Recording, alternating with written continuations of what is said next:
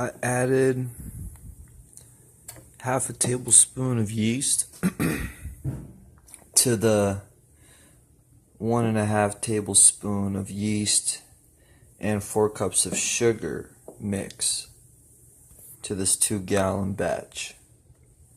And I had this, before I added the yeast, I had this in a colder room. The colder room wasn't letting the yeast eat on the sugar and be active like it wants to be. So I've got it on the stove on low. I just had it on like a 2, which was a little warmer. You don't want it too hot because then the heat will kill the yeast. It'll like deactivate it.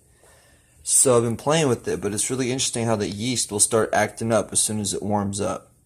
So warmth, big difference.